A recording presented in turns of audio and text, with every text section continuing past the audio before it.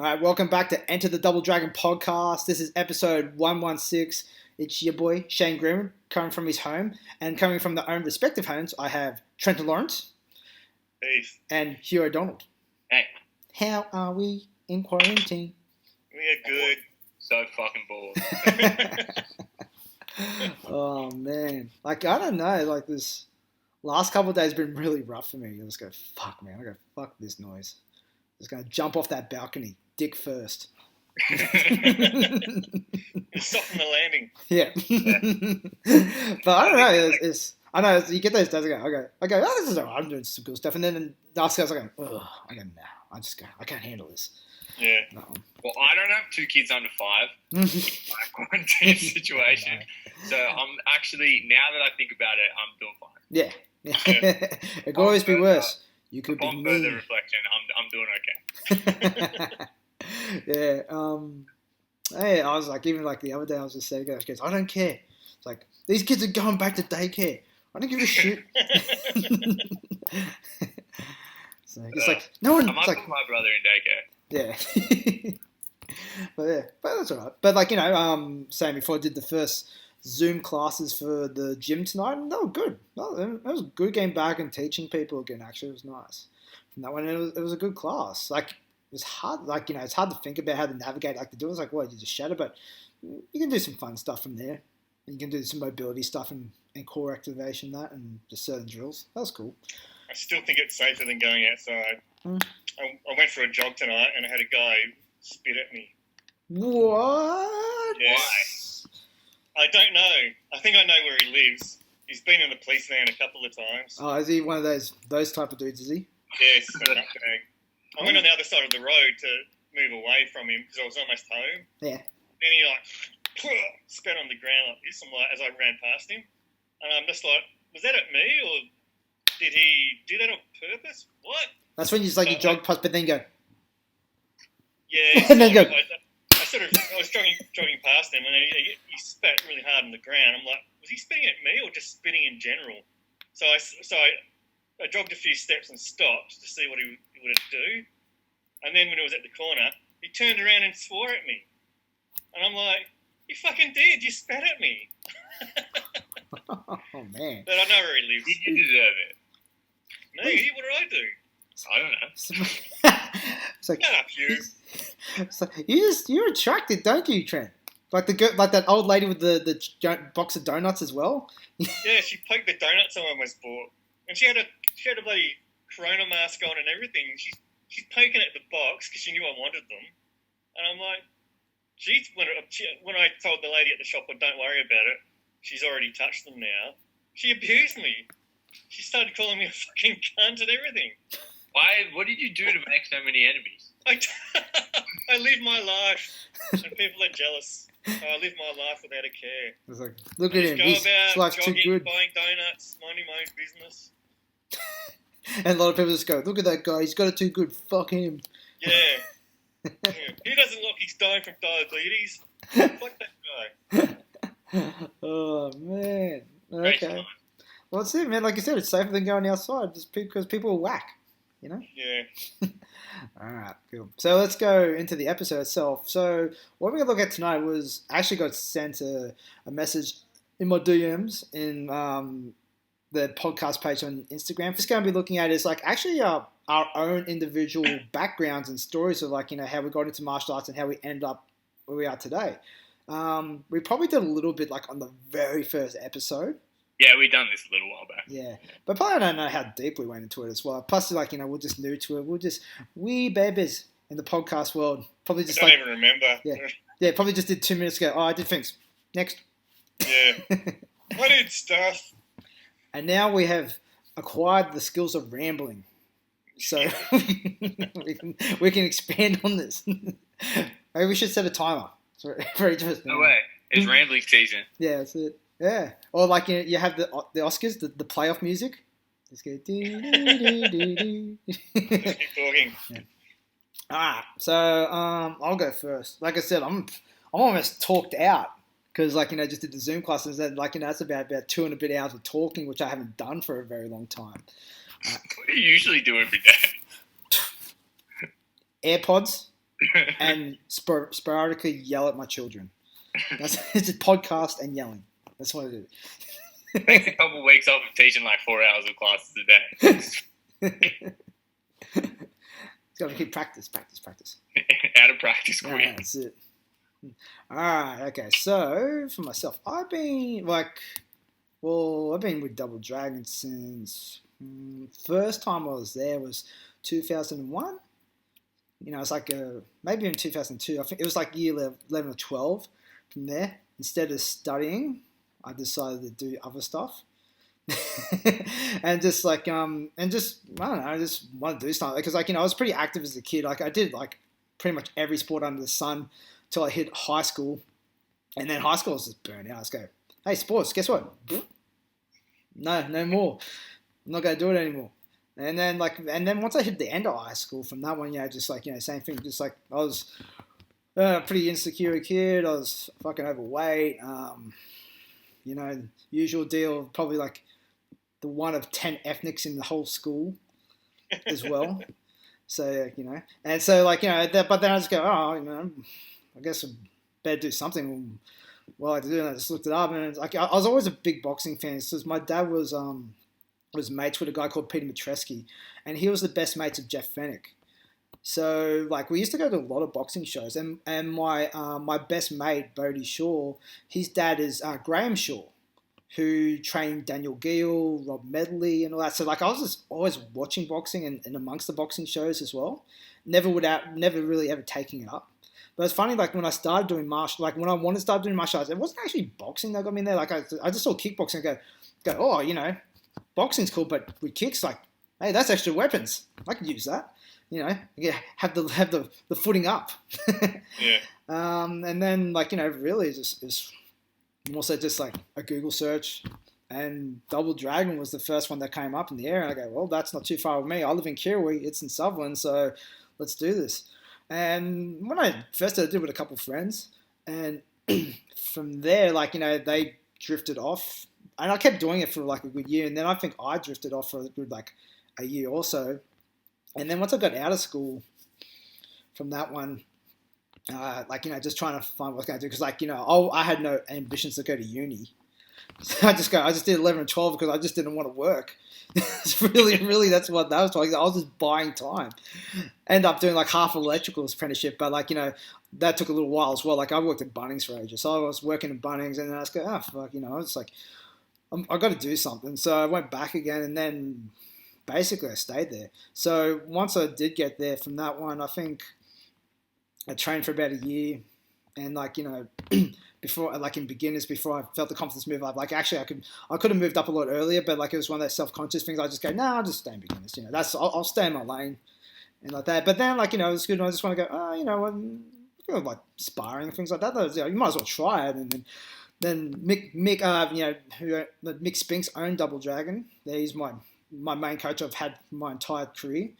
And once I moved, I guess, I'll put you up, and then sparred and got my fucking ass kicked. And then, but I just go, that was a pretty bad experience. But I think I can stick with this, and I was pretty stubborn to do stuff. Once I want to learn something, I'm stubborn and just kind of keep doing it until I got it right and just try and perfect it. Then after another 6 months from there, then I started I think I want to fight. And then took a fight, and then it's funny. My first fight ever I had from there, because when we were training, coming up, so it was me, Rowan, as well. Sangster, he was a beanpole, more so than he is now. Skinny Rowan Sangster. Yeah, skinny Rowan Sangster. Had some hair on him as well back then, also. Ian Schaefer, Glenn Middleton. Who else was there? Sparring. There's a couple of other guys that were sparring and fighting as well, but but it was pretty tough. It was one of the better kickboxing gyms back in the day, and you got to say it was kickboxing. There was no Muay Thai. The closest you got to that was Oriental rules. Don't get me started, please. The race system's strong.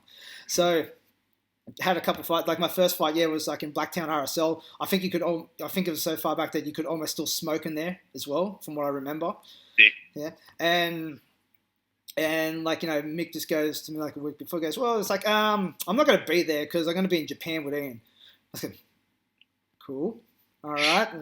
But Ali was there, so Ali helped me in that one. Like warm up was like just in a fire exit door, and that one. So all those people that fought on fire in the Shire, you're very lucky that you fought on with such great space, and that's why when we do fire in the Shire that we make sure we had a great place for people to warm up, fighters. But like did that, had a draw. It's one of those ones. I knocked the dude down in the first round, overhand right. And then second round, I came in full steam and I just walked straight onto a jab and flash knocked down myself. Like basically, I just ran into it and just took good hit, took a knee, and then got back up and kept swinging. But the ref says, no, and started counting me. And then it ended up being a draw. That was cool. But then I had a couple more fights, but then like I only had like 4 fights in general. And then like I just kind of lost the burn. I'll admit I burned myself out. I took 4 fights pretty close together, but also like especially back then, like the training was more so like you just fucking spar as hard as you can, a couple times a week. Do lots of road work. Your conditioning was always balls to the wall, hard. And like as I look at it now as a coach from that one, I just go, yeah, like no wonder I fucking burnt out. I was just mentally like smashed. It's like because like I just had no rest and like and the thing was like toughen up. And if you want to fight, you got to be tough. What did you think of the training, like training in that way while you were doing it? Like, did you ever feel like, fuck, man, maybe this is too much? Or the influence just like, I didn't know. I didn't know. It was my first time ever kind of doing like any sort of like training like that. It's like, the other training I've done like when I was just younger, it was all team sports. So, yeah, you can rely on someone else to pick up the load for you if you're slacking. But, I didn't know any better, but I just go, fuck, this is tough, man. Jesus. Like, that. And then the weight cutting. Oh, my God, the weight cutting was fucking shit. What weight did you fight at? Like, the first fight was 67. And then, like, then I fought at 69. Did I make that weight, though? Maybe not. But the promoter let me fight a couple times. I won't say which promoters, okay, but it definitely wasn't MTA shows. Close enough. He's close enough. He's good. Let him go. But like, yeah. But then I just burned myself out, and also like I just wasn't going anywhere. Like just working in Bunnings still. Oh, what was I working in Bunnings? Old warehouse. Yeah. Like, I did. I worked at Bunnings and I worked in did half of an electrical apprenticeship from there. And then basically I was under a house one day, I think in Mossman, like just doing it. And I just literally put the tools down and go, fuck this. This is for fucking mugs. I walked off the job and goes, where are you going? I go, you can shove this job up your ass, mate. This is like fucking shit.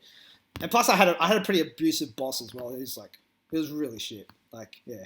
Like I should have like basically called the apprentice board on him. Like, yeah. Like that old school again. Like this is going to come up a lot in my thing.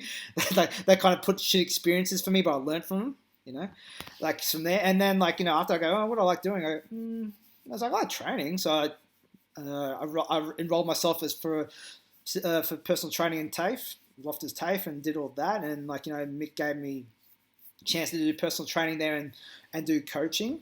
And it just kind of went on from there. Like I fought in pancration, which is like MMA on open mats. So I came second in New South Wales at 77 kilos, and then like I had to cut on the day for that one as well, like a couple of kilos. And then about a couple of months after that, I came third in Australia at 71.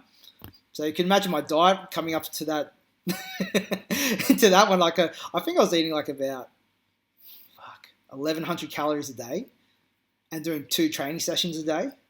Yeah. What was the weight cutting protocol like? It was just like that old. It was that one, like don't eat carbs 5 days beforehand. Was there water loading back then? I don't think there was water loading. I don't think we knew about water loading back then. But it was generally like, don't eat carbs 5 days beforehand. Go for walks before breakfast in the morning. Yeah. And really like, don't eat 2 days out from weigh-in. And 2 days is a long fucking time. yeah, it's like, depending on like how much you weigh as well. So, it's like, and then like, yeah, no water the day before weighing. So, yeah. So, like, yeah, as you can kind of see there, and as you listen to this podcast before, you can see that's a recipe of fucking yourself, really. So, It's like a dice roll. Like, you might make weight and you might die. yeah, it is. And then, like, when I came third from that one, like, I drew. Like, I was beating the shit out of this guy, and I drew in the last match, and then we did an extra round. And then he took a split point decision. I don't know. And basically, a lot of teams go, oh, man, that was close. Like, it's like, too bad his coach is part of the reffing board, and then, it's like, because, like, you're pretty sure you won. And I was like, oh, that's cool. That's good to know. Well, guess what? Fuck this sport too. I'm out. This was pancreation days. This was pancreation? Yeah, this is pancreation. Maybe we'll explain what pancreation is for the listeners that are unaware. Yeah, Shit. yeah. Like, look. Be honest. I didn't look up the rules beforehand, but if I'm on top of the dude elbowing the fuck out of him for a whole round, I'm guessing I'm winning. So I don't know. But like, what is pancreation for the unaware listeners? It's MMA on an open mat, no cage. It's usually done with shin pads on, like cotton shin pads, headgear, and gloves. There is version where you don't punch to the head, which is low one, and then put the headgear on. There is version where you can punch in the head. Yeah. Usually there's no elbows to the head at all, standing or on the ground, but you can elbow to the body. I think most submissions were legal. I don't know about leg locks and that, but like really, like to be honest, that's when I actually started training jiu-jitsu as well, was in pancreation, because mostly I go, my stand-up's good to go. I don't know any game, so I guess I better do this jiu-jitsu stuff. And I just did that, but basically it was just wrestling. It wasn't like jiu-jitsu as we train today. Even it's like, learn a takedown, a double leg, learn the sprawl. Here's an armbar, here's a choke. Go. From that. But the pancreation I did was like, it was like basically just MMA, like with headgear, shin pads on, small, the MMA gloves, and just on an open mat. Okay. So, yeah, I did that. That was cool, but politics suck. Once again, though, I didn't read the rules and things like that. So then, now that I look at it, like, maybe I didn't win. Okay, but, a shitload of people told me afterwards, but you can't go off that as well. As we know before, like, not a lot of people think they know the rules, but they don't. So I'm not going to basically say, like, if there was a bit of home cooking there. Did that, and then, like, I wanted to learn more about the strength conditioning side. Like I said, like, we talked about before, like, I think there's a better way that we can do this. And there was a guy that just started, like, being the strength coach of the gym and teaching us all, which was Shannon Green. He's the owner of Warrior Performance now in Caringbah. It's a great training facilities for strength and CrossFit, mainly powerlifting. It's a great powerlifting gym. Did that, but then, like, he was getting into, like, strongman. So I was going, well, you know what? I like to eat. So so I'll do some strongman, and like I did heaps of comps. So it was fun, like doing the yoke walks, farmers walks. I got invited to I don't know. They said it was world's strongest man under 90 kilos, but it was one of those federations. Like, was it world? But two guys from England did come to do it. It was at Phillip Island in Melbourne, so I did that.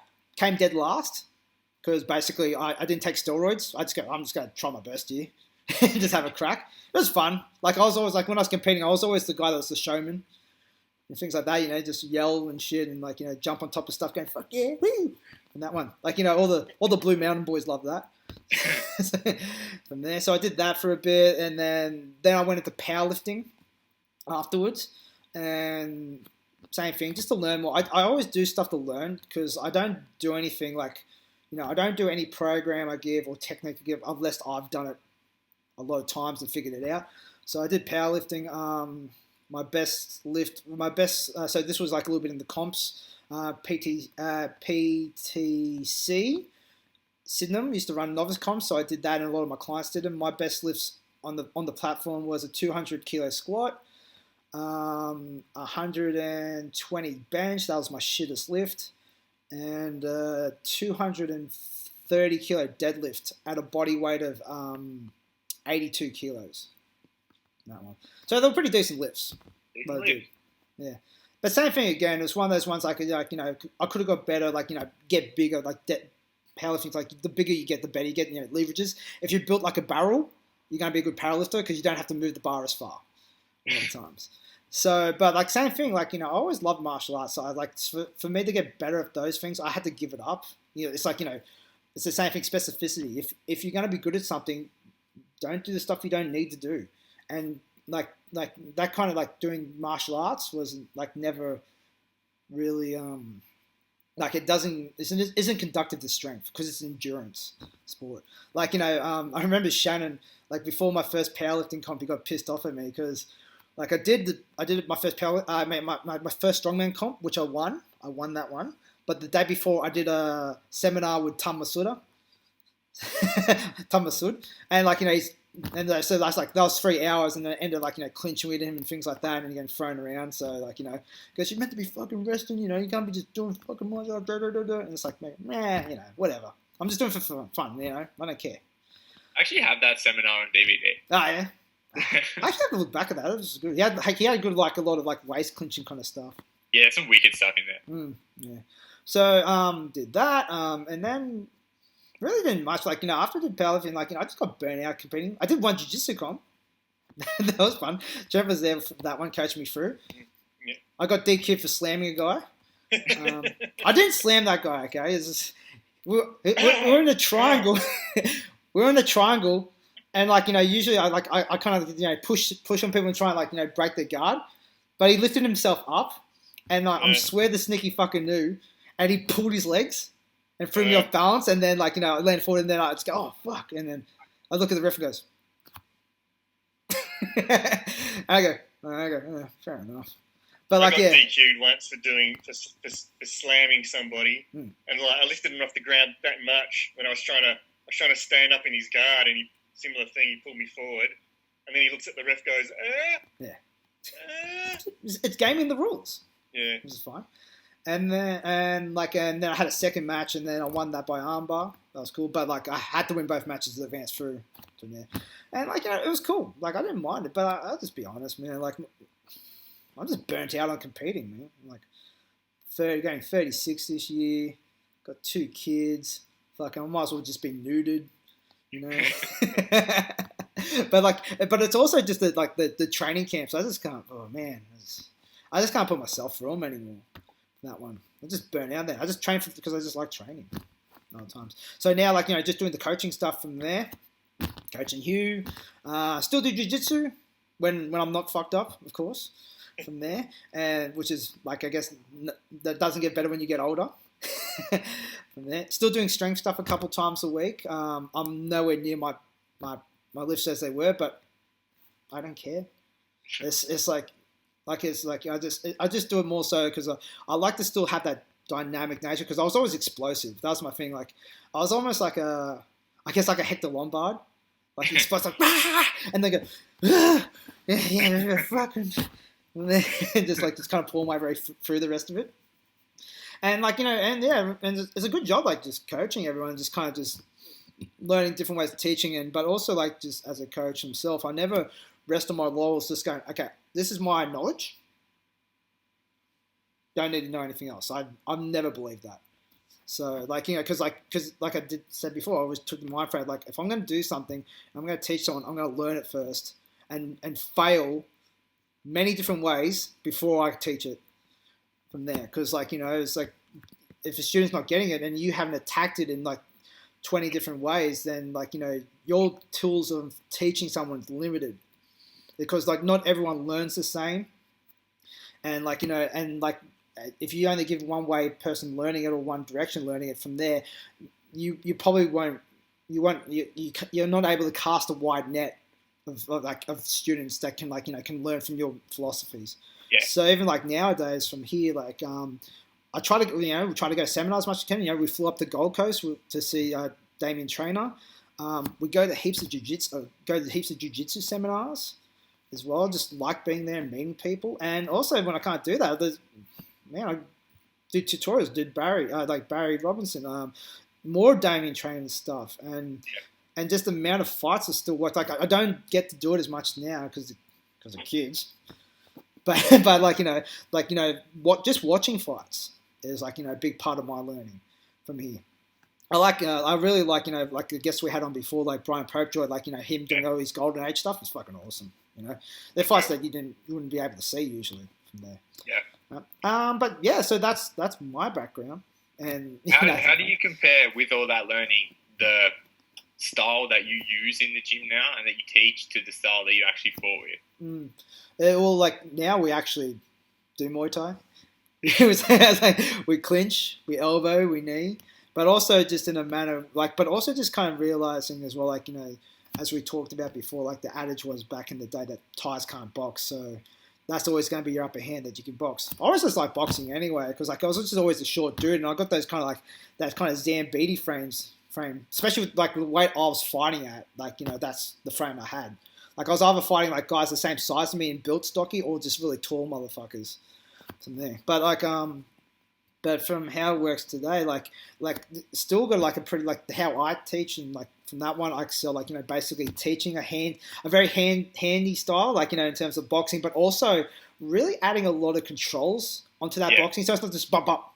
It's like bump up control and like going into like pulling hands down or pushing distance, or even just the sake of controlling people, just to stop them and make them reset as well. So that's only been like the last year I've done that. But how we trained before, like really, it was the K1 golden age when I was fighting, and Mick trained someone that was in the mix in K1, Ian Schaefer, which we had on the podcast before. So that's where the training was all geared. So you could always tell, like when I was fighting, and we went through a couple of things in the gym, was who was fighting would dictate what the gym was.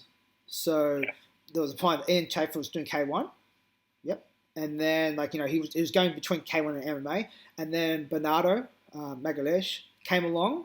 Like, he came to the country, and then, like, he only did jiu-jitsu, and, like, he wanted to do MMA. And then he got put in contact with Mick, him, and Alex Pirates.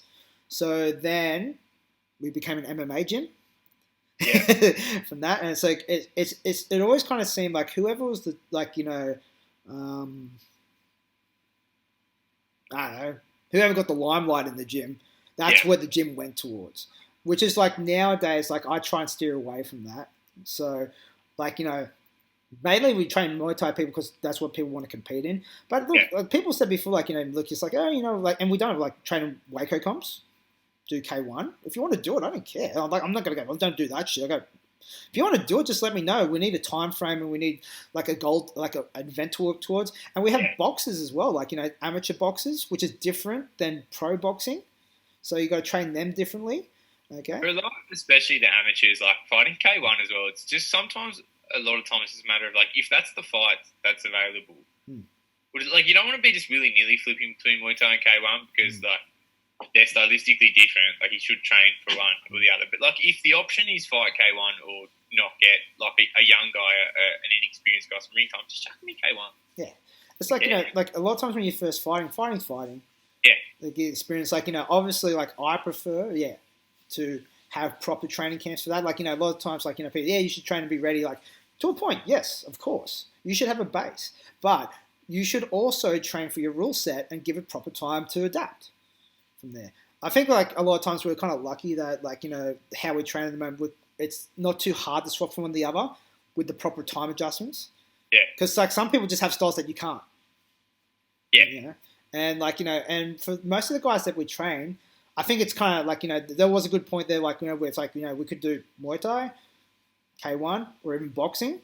Or there's a few guys in the gym that can still do that as well. But there is now, you can see it now, a lot of people, like, they have a style that's kind of suited more to, like, Muay Thai, and they'll need a lot more time to go. Like, say, if we go, let's just say for some reason that Muay Thai was taken off the table for a long time, but those boxing fights maybe, from there, most of my guys, I believe, can do it, but some people will need a lot more time to figure out a boxing style for their frame.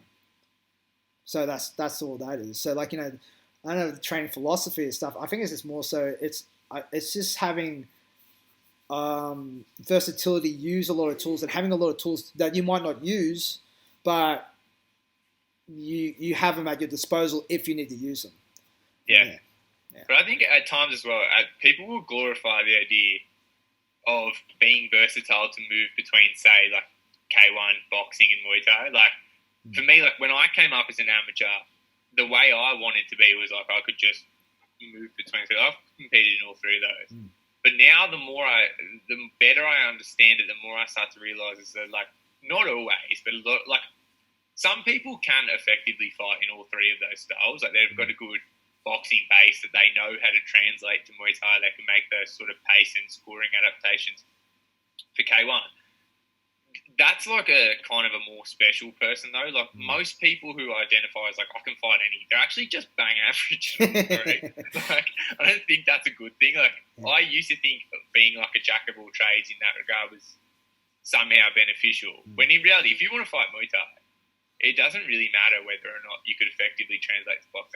Like, there was definitely a time I was coming up when in the gym, like, that was kind of the mold of the fighter. Like, you should be able to, you should have good enough boxing and a boxing oriented enough style to fight in the Marcus of Queensbury rules.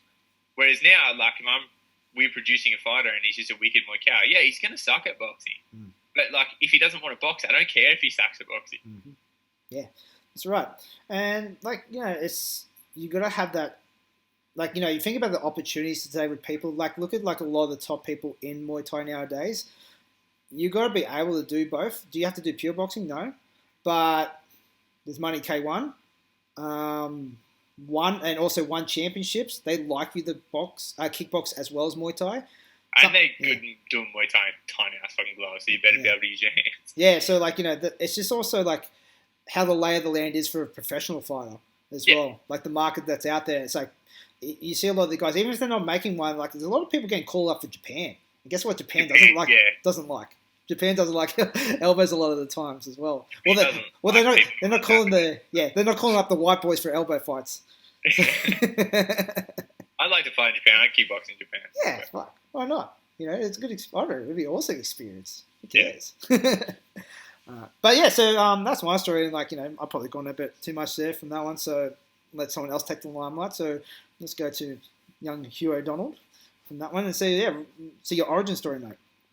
My origin story. Actually, like, probably.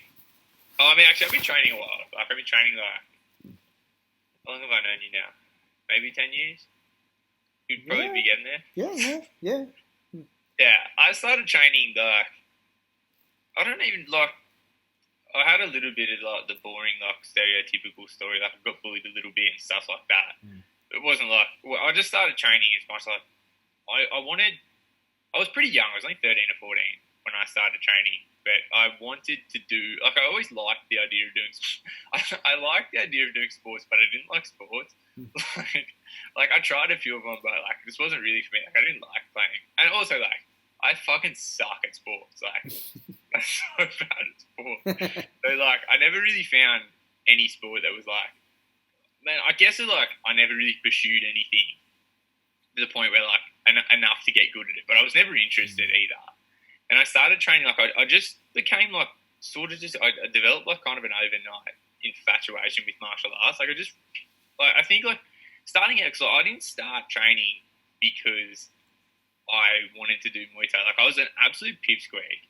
So, like, I wanted to start training because I wanted to be strong. Like, I was a little bit insecure in that regard. Like, I was just, like, I couldn't do a push-up or anything when I started training. Like, I was just really, really skinny and, like, weak ass. I remember there's, like, a vivid memory of my mind, like, one of my first memories of you, like, I was holding pads for you, and we just, like, you know, didn't come like, nah. And I was going, hit it hard, though. Hit it hard, mate. Just, like, you can let it go. Don't worry. And just, like, you know, and then I was like, look at go, oh, yeah, he probably was trying to hit it hard. Yeah, I was every bit of, like, 60 kilos when I showed up at the gym. Yeah. But, like, yeah, I thought, like, I think I just developed an idea in my mind that, like, martial arts would make me really strong. Because it has. And, like, but I think probably starting out, I think what probably put me onto it, I don't exactly remember, but I'd probably seen, like, UFC and stuff like that was starting to get pretty big at the time. But I started training, I wanted to just do, like, I was a pretty big UFC fan when I was a kid. But I started training, I wanted to do, like, a little bit of everything. So I did a bit of, like, striking, fighting, a little bit of jiu-jitsu. I did a bit of jiu-jitsu for a couple of years. But then, like, a couple of years into my training, I think, like, I would have thought I was training Muay Thai and Brazilian Jiu-Jitsu. But after a few years of it, me and you actually went to Real Hero. But this was a good couple of years into my training, actually. I would have been training like 2 or 3 years at this point. And then that was the first time that I saw, like, I thought I knew what Muay Thai was, but I actually didn't. Like, I knew what kickboxing was and I knew that Muay Thai had elbows. But that was just, like, to see Muay Thai in, like, at its purest, like, there was some wicked fights that day. Like, Frankie Georgie fought, Kurt Finlayson fought, Sing Payak was on the card. David Pennepe fought, actually. That was the first time I saw David fight. He stopped, I think he stopped Junior Zacharaja with low kicks that day. No. I think, but like I saw a couple shows that year, so they could be kind of Hero did a couple shows and they had some pretty good cards. Like, they had wicked lineups, and they also had, I think, like, what kind of Andy's shows were always, and I didn't even know who Andy was at this point, but I now know that it was his show.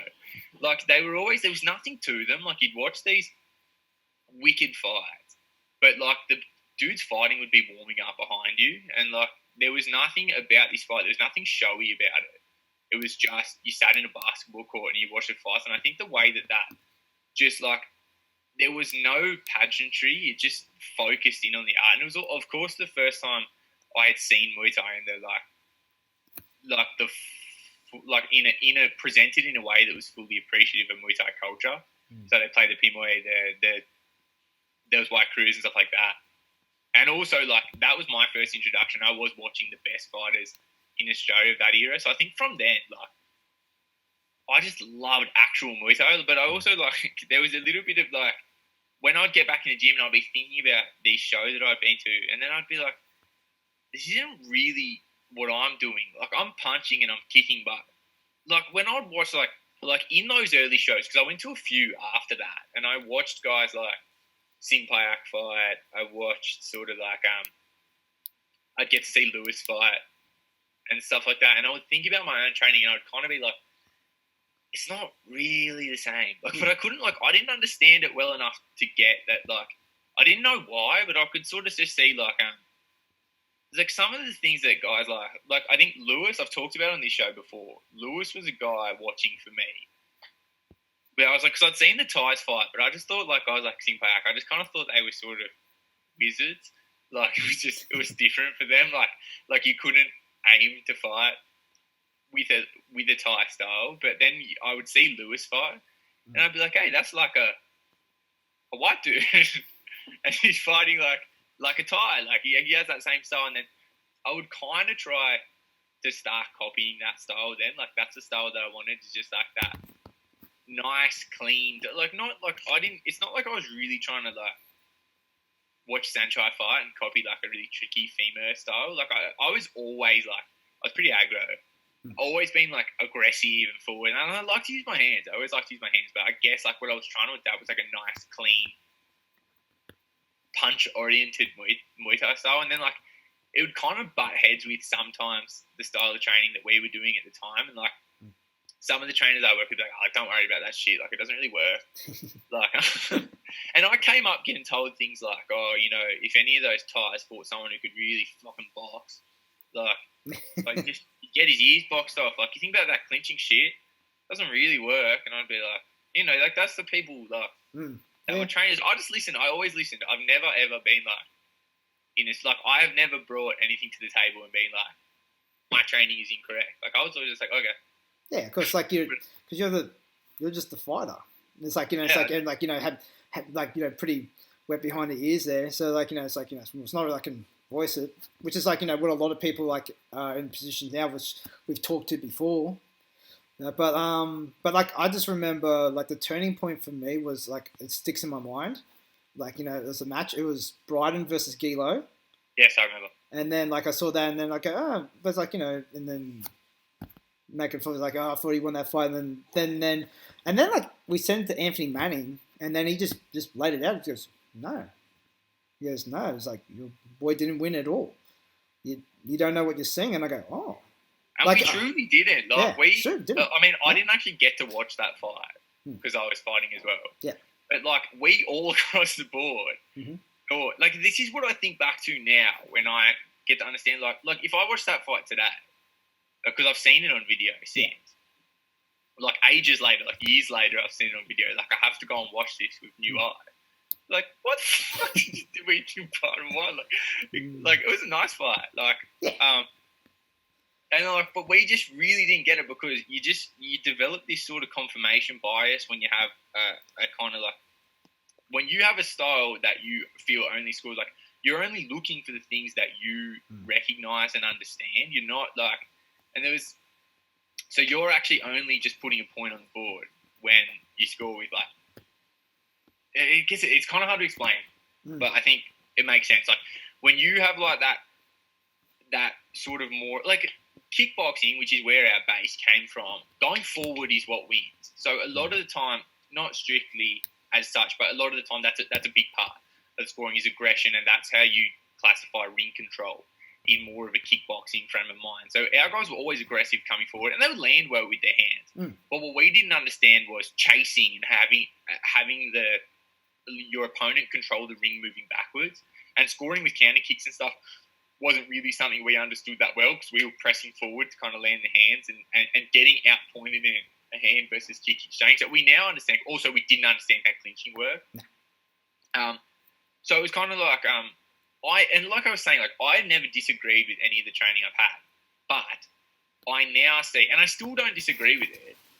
Like it was like I always feel I've been well trained, but it was kickboxing. I was doing kickboxing and I wanted to do Muay Thai, and I mean, like I thought I had it figured out, like a few times, and then look back and go, no, that wasn't actually the turning point. Like the turning point for me was 22 fights in. So like I hadn't even fought when I thought I had decided, like, yeah, this isn't what Muay Thai that we're doing. But then down the track, I realized it still wasn't right. Like it still wasn't what we were figuring out. But like I sucked at fighting. Like I'll let you know if I ever don't suck at fighting. But like, I really sucked at fighting all the way through 25. Like I was really not good. Like I had a winning record. Like I was a hard dude to beat, but I wasn't a good fighter. Like is probably the best way to say it. Because like when I was like, I hate watching all my old fights, just because like I didn't really get it. But like I was very like I was like I say like it was really hard to keep me off you. Like I was just foot on the gas the whole way through, and like I didn't get tired. That was like the thing. Like my first at least 10 fights, I had no skill. I just didn't get tired. That was like my whole thing. Like I just did like I would just stick my, because that's how I was trained as well.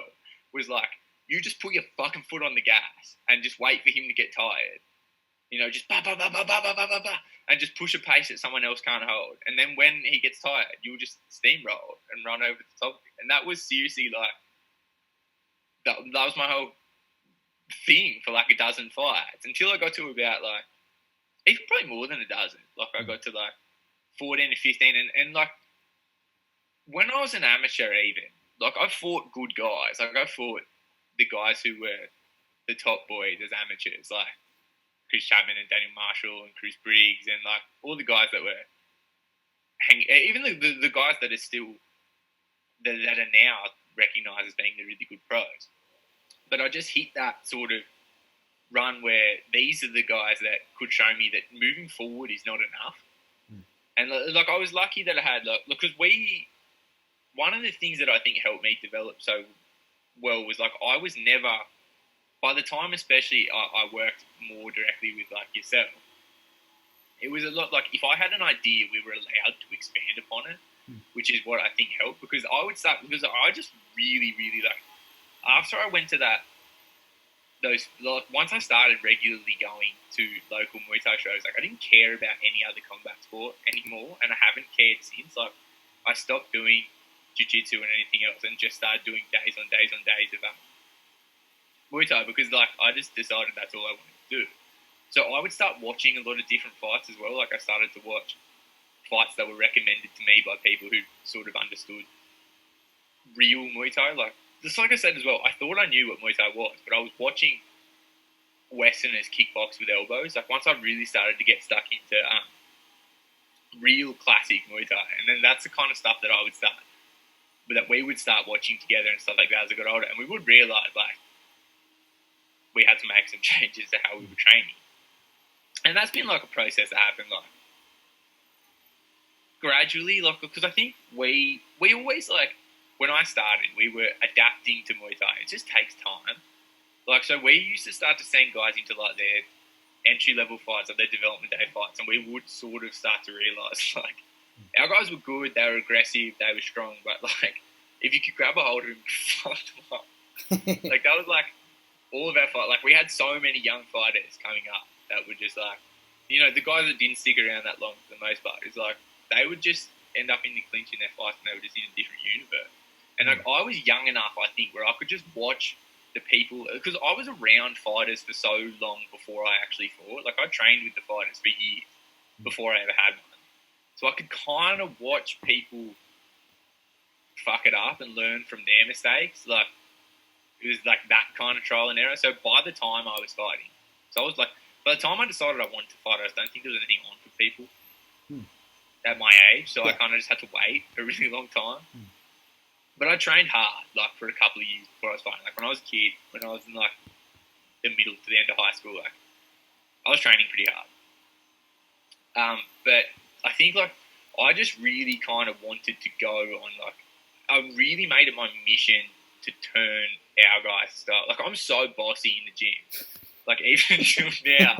But, like, it is a labour of love, though, because I just made it my mission to turn.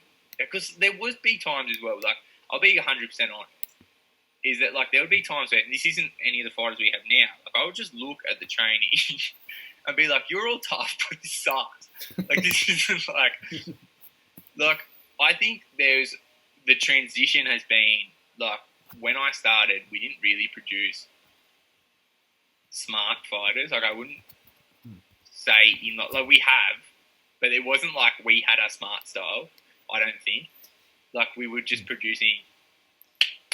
Yeah, look, like, there was a definite line of, like, I could see from the people that the older era to, like, not my era, even, like, after that, and then, like, coming into where you were kind of at the end of that era and then going into the new era, you could see the difference between really that the older era, like, were very, not adaptable to changing or taking on information, but, like, the guys now, like, basically, like, you have to be a student, like, and you have to be accountable of stuff, like, like, now, like, I'm like, you're gonna watch your fight and you're gonna give me a report on your fight, like, after the fight, and then if you don't give me the report, then you don't fight again.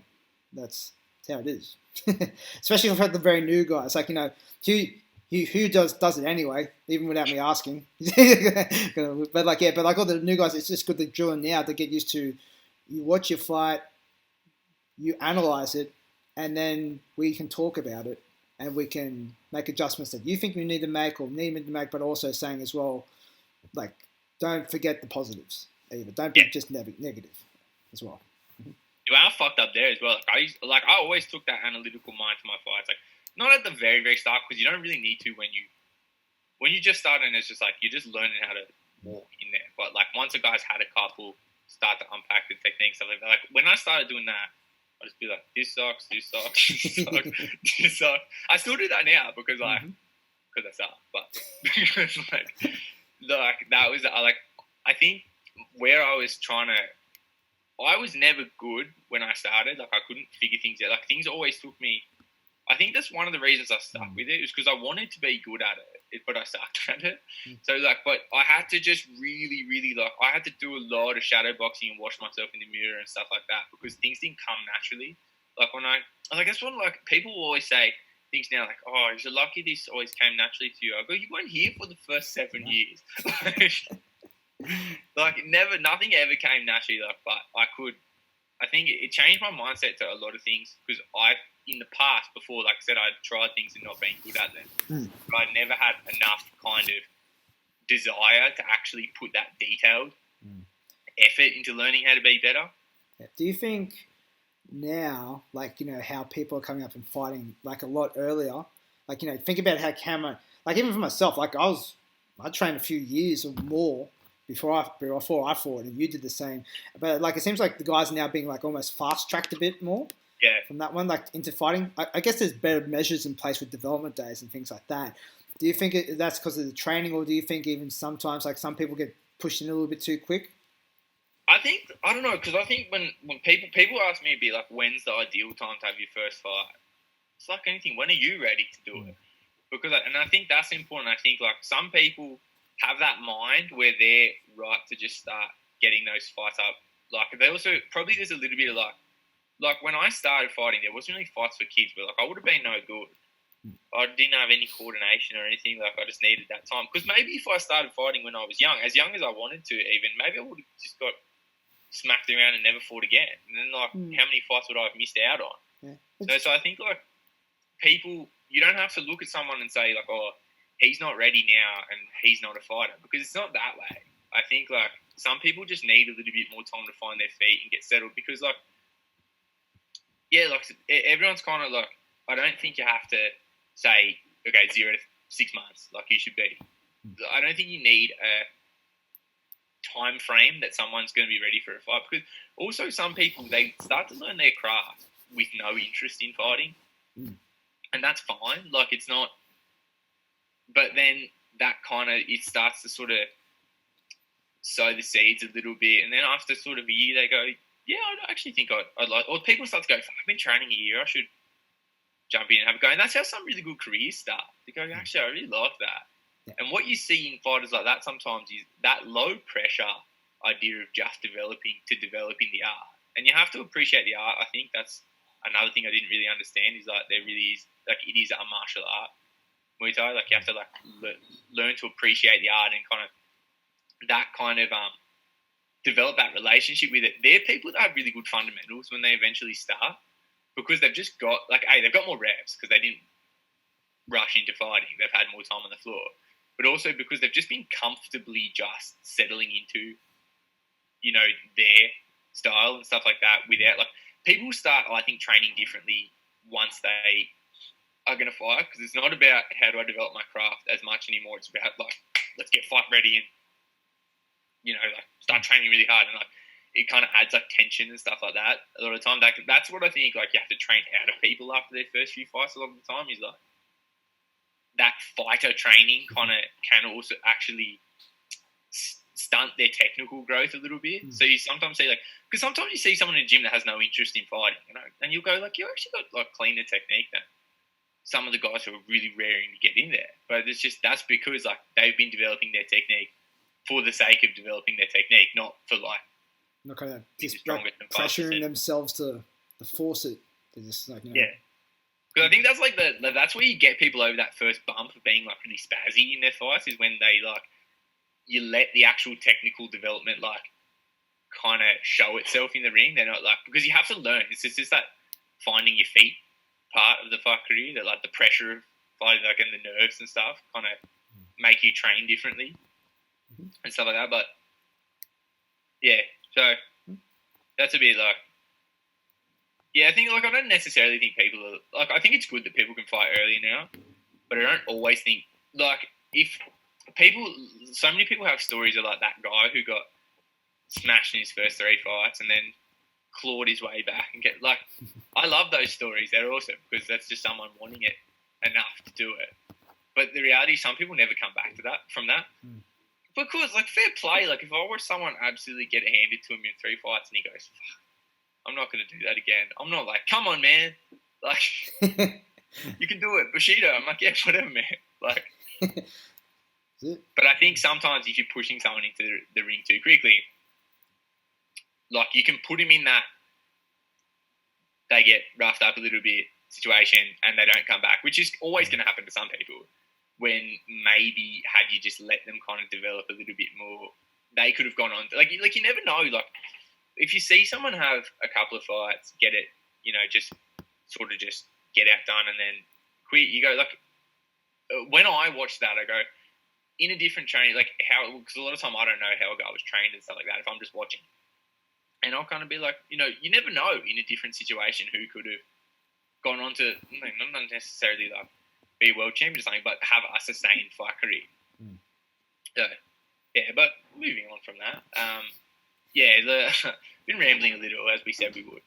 But I think to get back to my narrative, where things like, where I really started to attempt at least to develop a Thai style was when you asked me to start teaching kids, which like I wasn't actually that keen on when I first started doing it. Like I thought it would be a big crap. Like no one's keen on teaching kids, mate. Well, I wanted to do it, like, because I was always just like a team player. Like I wanted, like when you asked me to teach the kids, I was like, that's sick. He actually thinks I could do that, and I so can't. But then that I actually think is probably where I think when I started teaching is when I actually like fell in love with Muay Thai, because like I thought if you asked me before that, I would have said I loved it, but the amount of like my technique got so much better when I started teaching the kids, because like when you have to have that, like when you're looking across the kids and like word for word explaining, it's just like taking inventory on how everything that you do is. And it's also, there's that accountability that comes with like, if I'm going to show this kid how to kick, it's got to look correct. And that's when like, I think just adding that piece of like looking at everything I do and putting it under that microscope, because like I don't want these kids to be copying the way I do it and looking like shit. That made my understanding of technique better, because when you explain something, you know, you learn it again almost, I guess. Like when you're really trying to, like you said, you have to have more than one way to explain it based on how everyone's grasping it. When you're doing it like that, you kind of almost, when you change the wording, you almost re-explain it to yourself a little bit. And that's how I started to actually understand the technique the way it's supposed to be, not just by just kicking the bags and the pads and stuff like that. But also, I really tried to teach the kids the art, and that involves those little bits of strategy and style versus style stuff. So I'd have to do more research and like start to explain, if someone's fighting you like this is kind of the way you do that. And I'd also have to be able to give examples of this is a fighter that can do that. So it improved my ability to study for the sport. And then that sent me over to Thailand the first time. I was definitely like a Thailand fanboy before I ever went to Thailand. But I think my perspective how to train changed heaps when I went to Sitjalpur the first time and worked with Crew F there. Crew F's a legend, like everyone who, well, literally is a legend, like a Lumpini champion. But everyone who goes to Sitjalpur has nothing but good things to say about that bloke, because he's seriously just like the most, like his philosophies on Muay Thai are just like will change the way you look at the sport and just like really educate you so much. But also like, well, he's just an amazing trainer, because like everyone's seen the videos of QF and his twin brother sparring. Like it's just, that's what got me over there. I was like, that's magic. Like that's like I can't even really explain it, but I was like, it really just comes back to that same thing about like what I'm doing is not that. Like that's what I want to learn. But Crew F, I went there to learn this beautiful style, and then I realized he just wants to teach you your style. Like he wants to let your style play out. And that's when like I thought, what I thought was amazing about that is I had always been told things about going to Thailand and being taught the style of a gym. But Crew F teaches every single person differently. Like he lets your style, and not just your style in the techniques you like to use, but the style that he can see will work for you based on your demeanor and like how aggressive are you, like how your composure in the ring and stuff like that. And that's how he builds on things, and he shows you concepts that he knows will kind of vibe with you based on how you like to do things.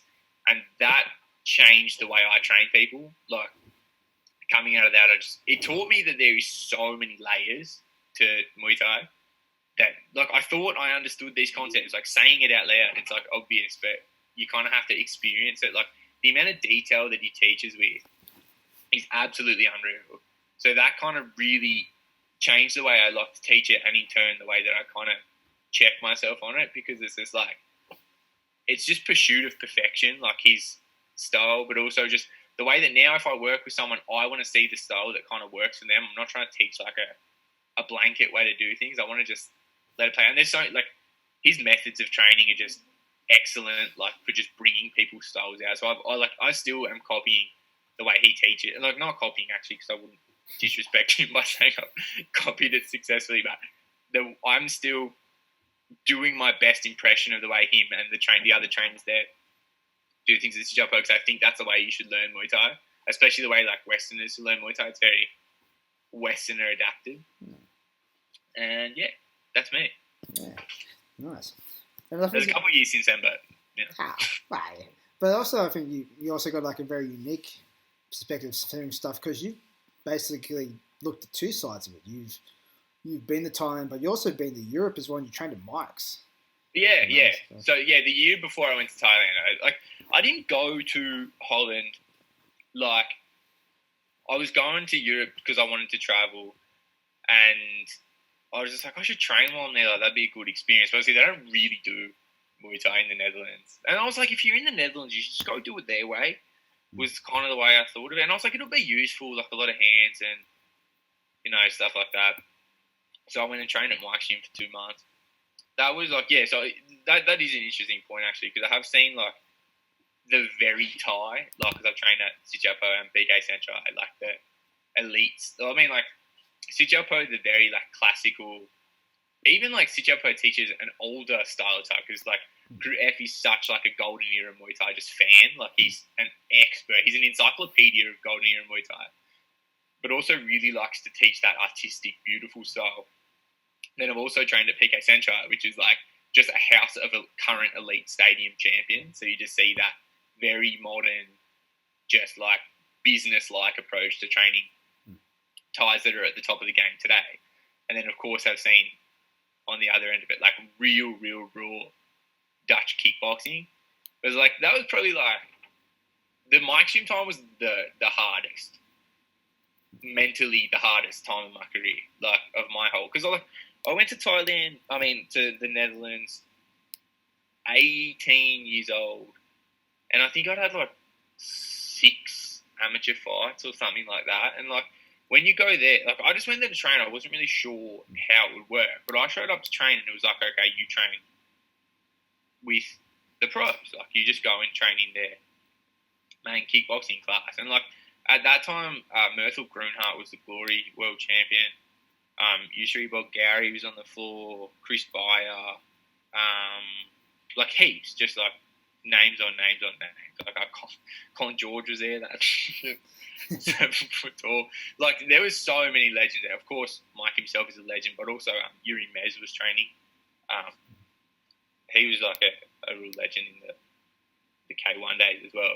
But like, everything you've heard about how they train in Holland is true. Like I kind of thought it was, like, I knew they'd spar hard there. But like I said, I also didn't really think I would. Like, I just went there to train. It's not like I went there for, like, let me in there with the guys. Like, I just wanted to experience it and kind of just, like, go and train. But that place is fucked. I mean, like, actually, I don't even want to say, like I feel like I speak negatively about it sometimes when I tell the story. Like, I have nothing but respect for the way that they, like, those dudes are fucking, like, they're hard, man. Like, 100%, but, like, that was fucking hard. Like, that was the only time I think Thailand, you go there and you train hard.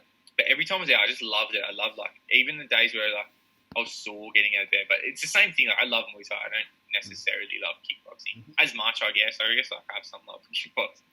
But, like it's Muay Thai is, like, the art of Muay Thai is, like, my passion. But, like, then when I was in the Netherlands, like, I was just like, I don't fucking want to train today. Like I guess that's a different. In Thailand, like, I was so sore and, like, it was really physically hard. And, like, clinching with the Thais every day for an hour, especially, was like, some days you're like, fuck, this is just deadly. But Holland was like, I really actually didn't want to go and train. Like, I was like I'm just stubborn. Like, I was there on the other side of the world, and I was like, all right, I'm staying in their housing as well at Mike's gym. So I was like, yeah, I'm gonna get up and train every day, twice a day, of course. Because I just don't like to. I wasn't gonna stay in my bed and skip training. I just hate that. So like, I went and did it, but fuck, like, you got to be some kind of tough to do that. I don't want to train like that at home. Like, I'd go back there and train and see the guys for sure, but it's not how I want to train. Like, not a training method. Like, and I'm not disrespecting it either. Like, it's produced nothing. Like, I wouldn't be stupid enough to say that that's a dumb way to train, because, like, it's obviously produced kickboxing world champions, like, galore from some of the very best, like Badahari and Gokhan Saki and like that, by that's a hard fucking way to live. Like, these dudes spar hard out. Like when I was there, they were sparring twice a day.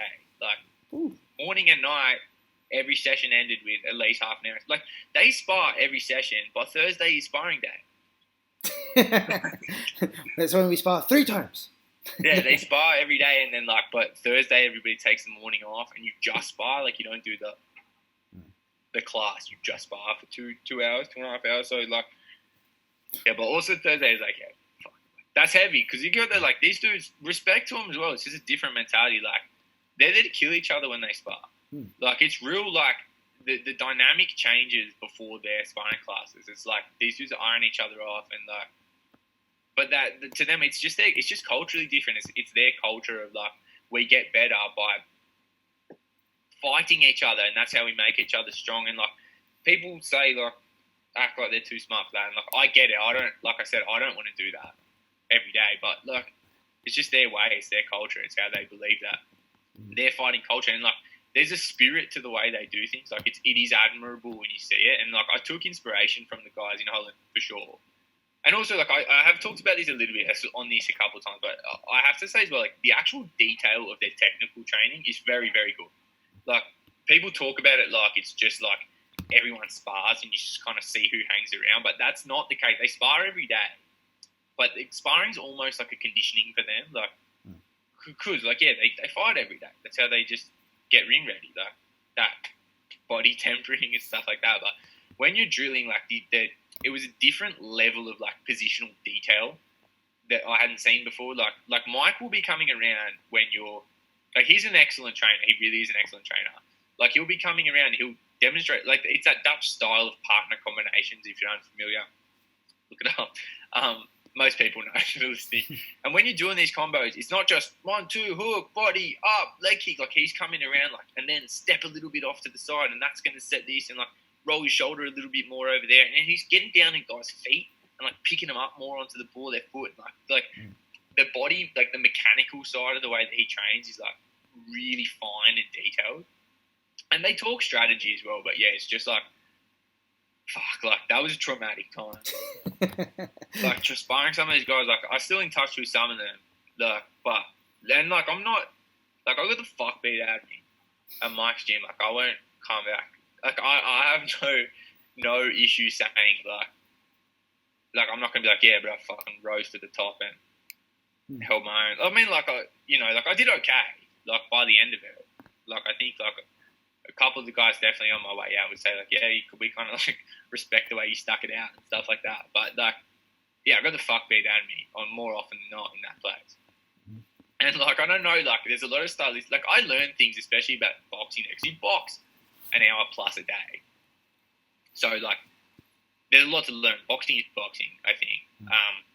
You know, like, and punch mechanics and stuff like that. That I'm still kind of, some drills that I still use from time to time about my hands, but yeah, like, that is just a fucking hard way to live. Like, but, like, I respect it for sure. Like, that these dudes are just doing this. And, like, the other thing about Dutch guys is they're on the floor all the time. Like, it's that real team thing. Like, whether you're fighting or not, if you're fighting, probably the last 2 weeks, they don't do a lot of pads. So just that last 2 weeks, you'll start sharpening up on the pads.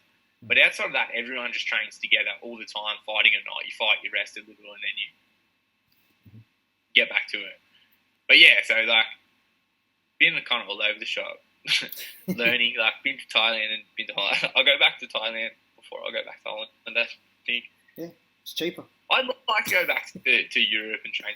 I should have trained more around. Like, I trained when I was in Europe. I trained at KO Gym in London too for a month. I did a month at, I was gone for ages on that trip. Yeah, I did a month at KO Gym in London. And that was actually, like, under Crew Bill Judd, and that was wicked. Like, I didn't go there because I went there to go to Holland, but I was doing some other travel as well. So I just found a gym that was close to me, and I did know of KO Gym. That was like a gem to find that place because I would train with their pro fighters. Same thing. I trained morning and night there as well. And, like, Crew Bill was, like, so generous with his knowledge. Like, would just train me. There would only be 2 or 3 of us training, and, like, I was just some kid that showed up at his gym, but, like, he took the time to watch me spar and hit the bag and stuff like that. And he would say, like, oh, I can see you, you know, you have some understanding of this and you really want to get better. So yeah, just like poured a lot, and it was over Christmas as well. Like I went and trained at his place on New Year's Eve and New Year's Day, and like I showed up there on New Year's Day because he told me he was open. So I went there, and he was just the one dude there. And he's like, "Glad you showed up. I would have opened up for nothing." I was like, "Fuck man!" But like he loves to train people, cool. and he's really knowledgeable. So that was good. Yeah, nice. That place, I really love that place. I'd love to go back. There's a lot of places I'd like to go back to, but Still got to work. Still have plenty of time, mate, in your life. You'll be fine.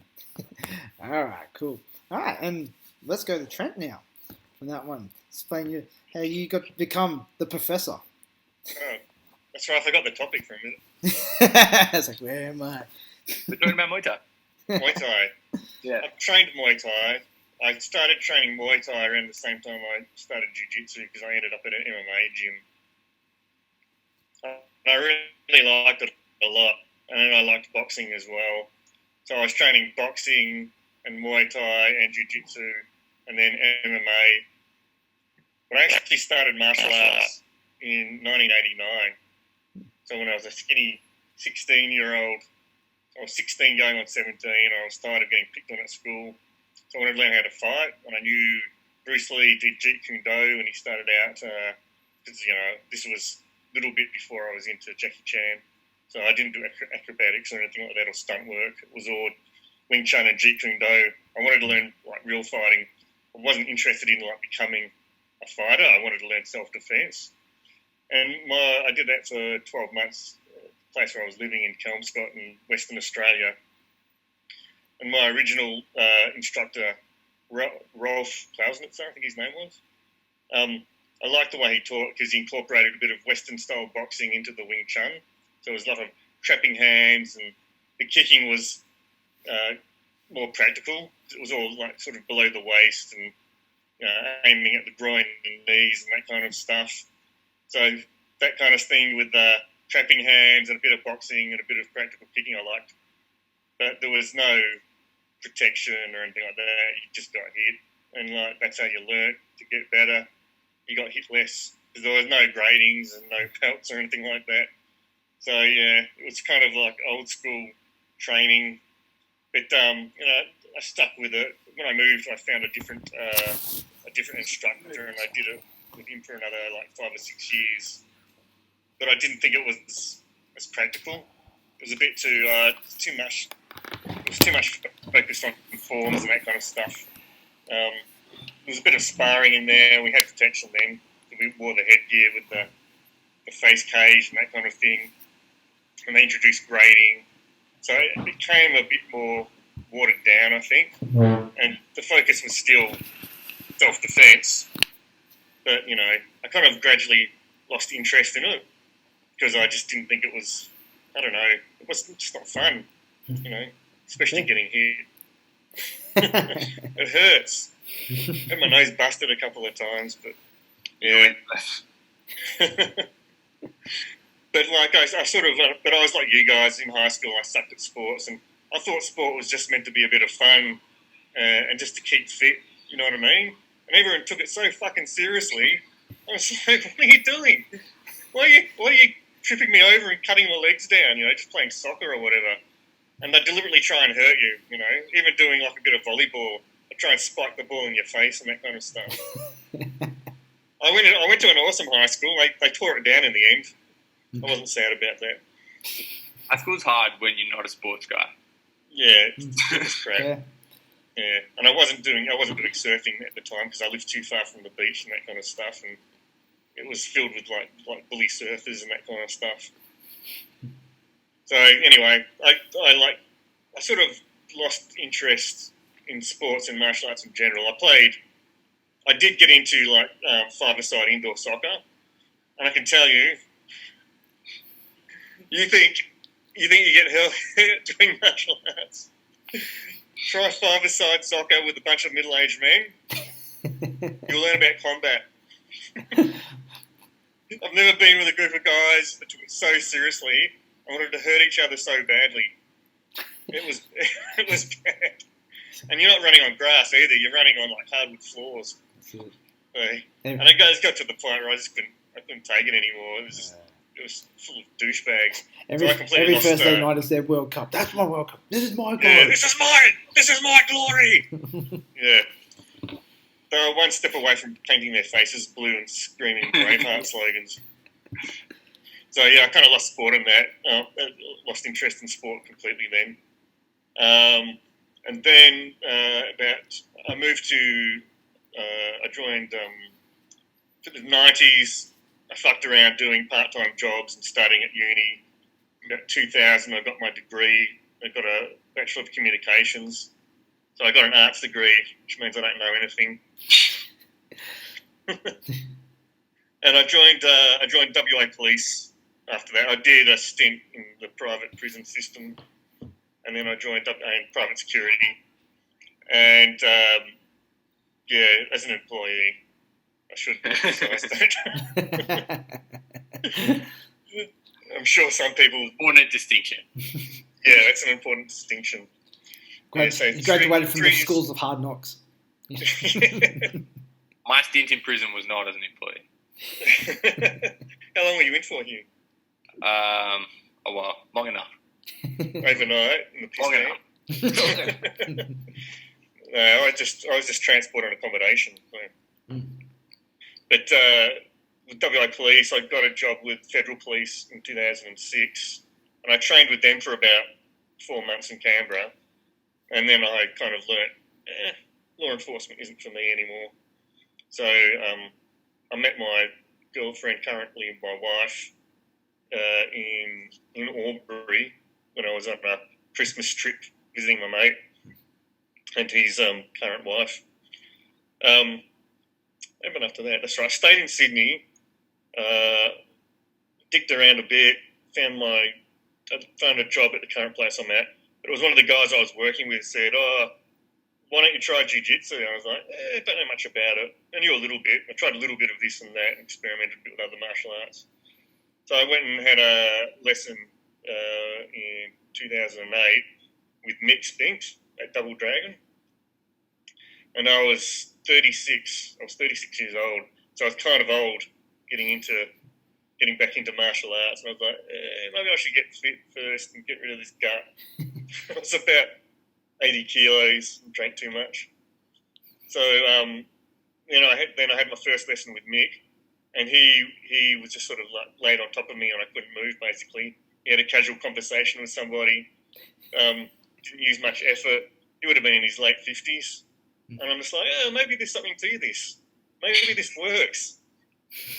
So I think Double Dragon only had a class once or twice a week at the time. So I was just like, I wanted to do it all the time. That's what I wanted to train in. So I found another gym close by that Mick recommended. I think that was TP Gym. So that was under Bernardo Margalesh and Alex Prates. And that's where I started getting back into boxing, and I started training Muay Thai for the first time. I actually really enjoyed it. I actually enjoyed boxing almost as much as jiu-jitsu, but the coach I was with there sort of moved on. And then I just got completely addicted to jiu-jitsu, and that's all I trained. So it's not because I don't like other martial arts, but I just like this more. I kept at it. I competed from white belt, my first comp. I think I got armbarred in less than a minute. I stood up where I should have stayed down, and he snapped an armbar on me. Nice. And I was like, I want to keep training. That was really fucking annoying. I lost so quickly, so I'm going to keep training. And it just pushed me to keep training more and more and more. When I was a blue belt, I went to visit my brother who lives in New York. So I spent 2 weeks training that was in 2011, I think. I went and trained with Marcelo Garcia for a couple of weeks. And I thought, this will be cool. I'll get to hang out with some of his coaches and senior students and train a little bit. And I caught an elevator up to one of the upper floors that he was on, that his gym was on. And the elevator door opened almost straight into the gym, onto the mat. And Marcelo Garcia walks up to me and goes, hi. I'm like, he greeted me as soon as I walked through the door, which is like, because you hear about a lot of big gyms with famous coaches. He's probably one of the most famous coaches you can get. And you hear it, such and such. He's not around at his gym much anymore. You won't really see him. It's just the name on the door. But he actually walked up and greeted me himself. And he was, "Oh, Marcelo." He said, "Yeah, I'm Trent. Yeah, I know who you are. I've heard of you." Yeah, I think he'd won like 4 ADC, maybe 3 ADC championships at the time. So I trained with him, and I actually got to spar with him and everything too. By sparring, I mean he just did what he wanted, threw me around and choked me out. But it was a good experience. He was really kind. He's still probably one of the best coaches I've ever been with. And a lot of what I do and a lot of my coaching philosophy comes from him. And I think he's the main reason I got addicted to that open guard style and that butterfly guard style because it was so successful for him. And he's not a little guy, but he's not big either. He's like 77 kilos. That was his competition category around that.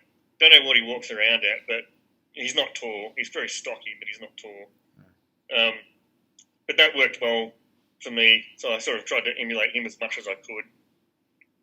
And in 2012, I was a fresh purple belt, and I decided it would be fun to go on a training camp at Victory MMA and go and compete in the Worlds, even though I was 39 years old, and the average competitor was probably 20. So that was an experience. I didn't have any aspirations to be a world champion or anything like that. I thought it would be a good experience. It was in California, so I got to train with some of the best guys in the world in San Diego. I was at Victory MMA, and I was getting coached by a UFC fighter who was also a jiu-jitsu world champ, Marengo. And he was training with Jocko Willink as well. And I got to roll with him. Is it like, how big that guy is? Is it like wrestling a bull? Like pretty much. No, it was more like getting rolled over by a steamroller, I would say. Just flattened by a steamroller. He claimed he was 120 kilos, but some of his mates there laughed at him and said, "Yeah, more like 140." But he was actually, you looked at it, the first time I met him, this is before he was like really famous with his podcast and books and everything. But I looked at him and I went, "This guy's a serial killer, he's got to be." But I found out he was an ex-Navy SEAL and he was pretty highly regarded there. He was the nicest guy. He could have snapped me like a twig, but he didn't. I cut weight down to like 64.8 kilos, just for context. I walk around at 75. I'll never do that again. Yeah, so anyone who wants to cut weight for jiu-jitsu, don't. Don't do it. Just fight at your weight. So that was good.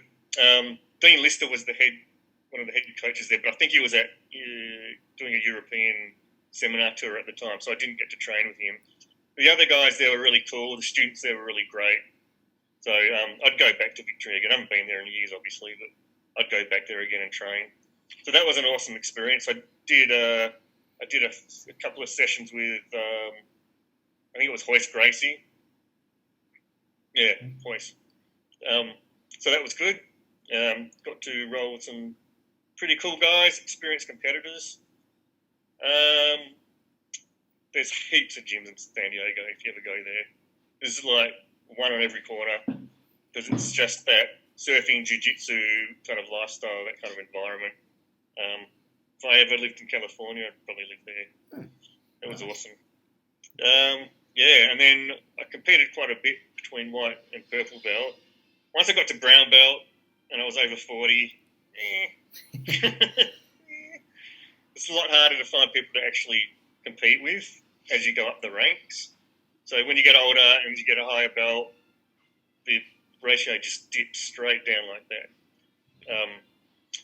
But I had did a couple of tournaments at brown belt, mixed results. I've lost way more than I've won, but that's competing.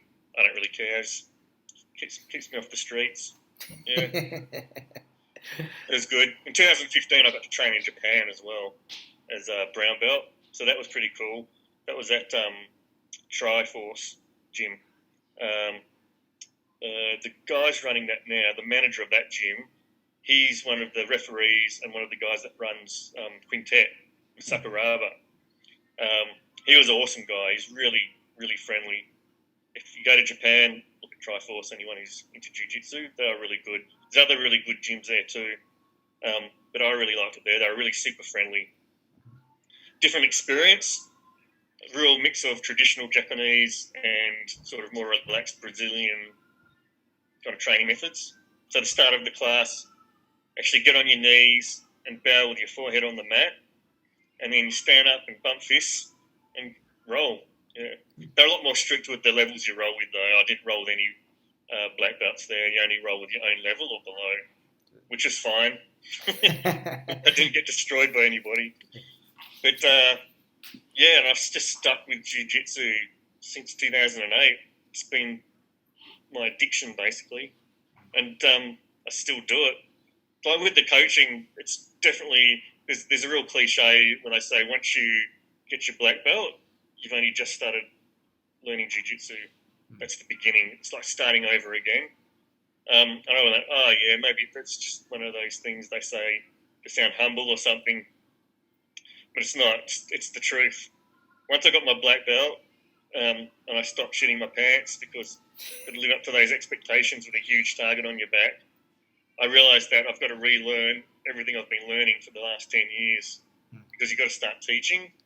And then once I started teaching at Double Dragon, it was starting from scratch. It's like, I know all of these things, but how do I impart that knowledge on people successfully so it makes sense, you know?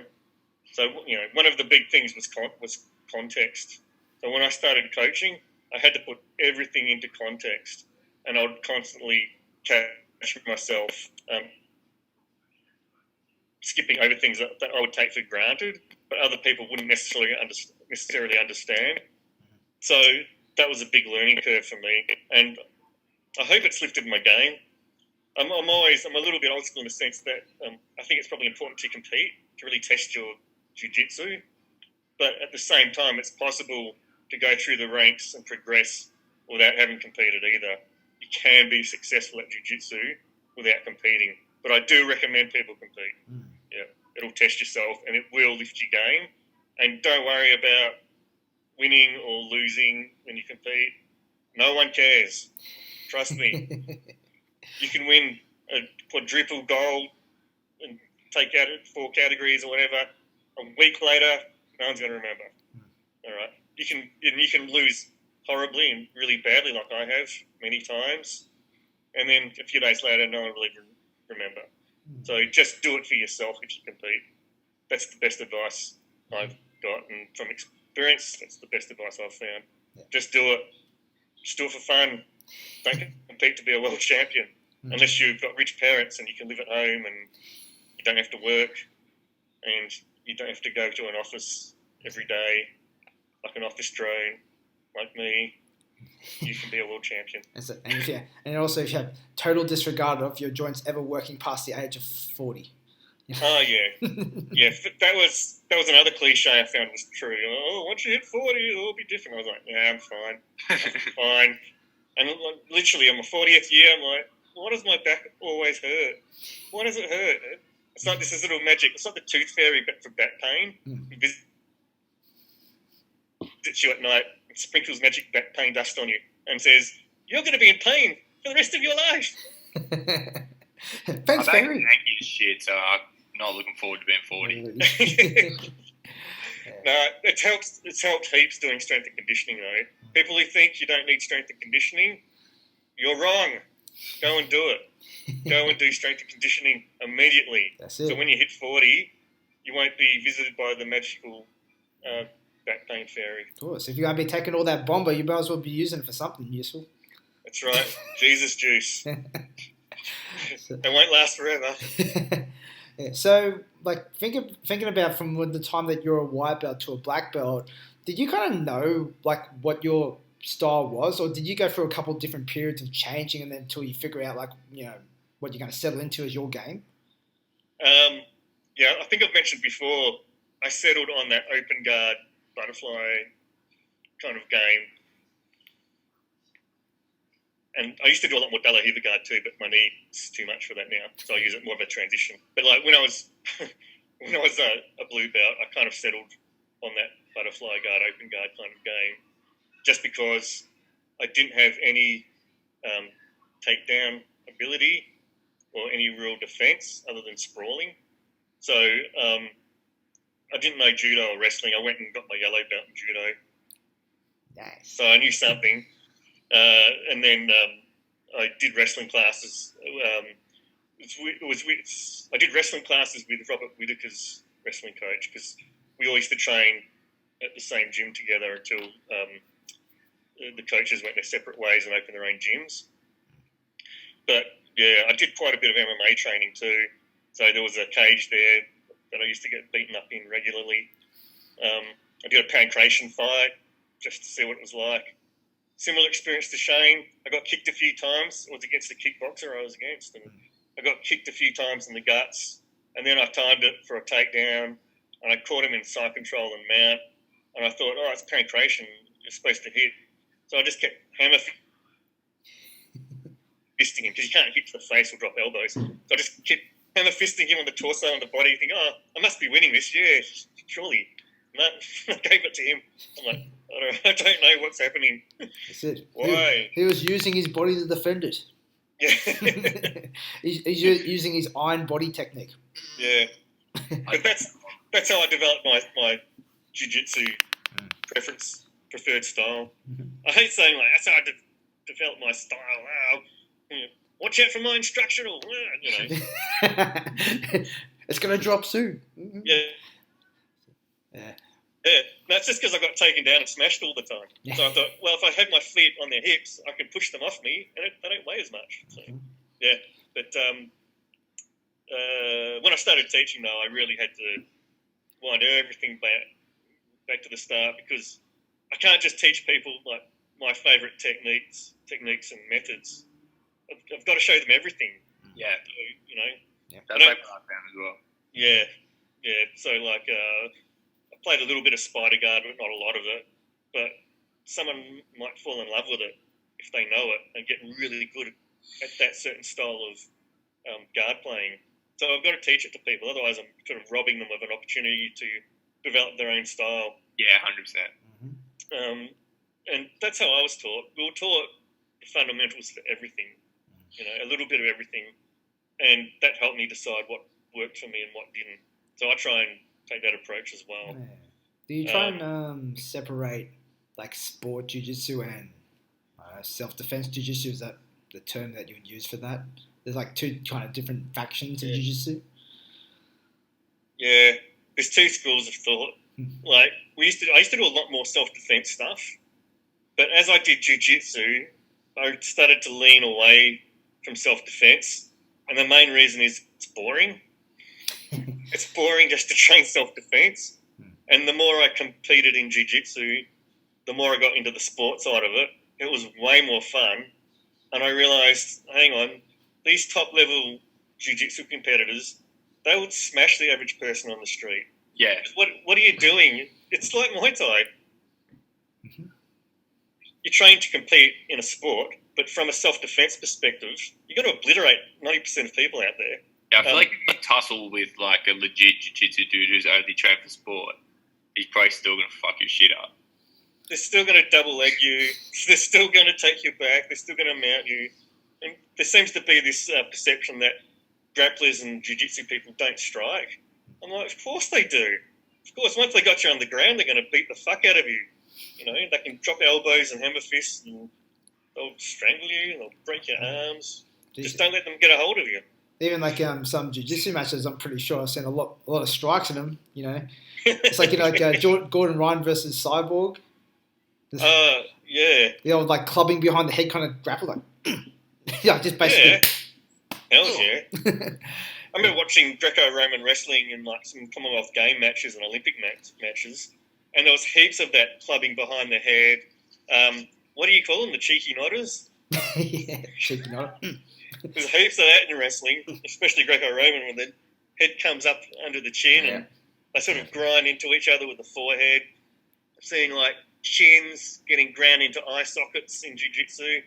I remember one no-gi match I had once. I forgot to put my mouth guard in, and the guy, I'm sure he noticed, because he got his forearm, and he ground it across my mouth and my teeth, and he cut the inside of my gums open by grinding his forearm on my mouth, just to make me move for a better position. I think it worked. Respect that veteran, Tabby. Yeah. Brutal. Yeah. If you ain't cheating, you ain't trying. That's right. Yeah, so, yeah. I would say cross-train between wrestling and judo and jiu-jitsu. But if you don't have good takedowns, learn wrestling. Because it's a bit more universal in its application than judo. But don't get me wrong, I love judo too. I still try and train judo. But if you've got no takedown, or your takedown's pretty janky like mine, learn how to double leg and single leg. That'll help. Yeah, fair enough. Oh, cool. All right, so we'll call it end of there, guys. From that one, this is going to be a long one. But it was good. I had fun actually doing it. Like I always had fun, but it was a very interesting one, hearing everyone's backgrounds and thoughts, how they went through their martial art journey. All right, cool. So remember, guys, this will be on YouTube. So remember to follow and subscribe our YouTube channel, Enter the Double Dragon podcast. We'll put the link in our show notes. But if you're not down for looking at our faces, you can always listen to us on iTunes, Spotify, Stitcher, Google Play, and we're also on Instagram and Facebook at Enter the Double Dragon. All right. Yeah. So thanks again for listening, guys. From that one, stay safe, and we'll catch you next time. See ya. See you. Oof.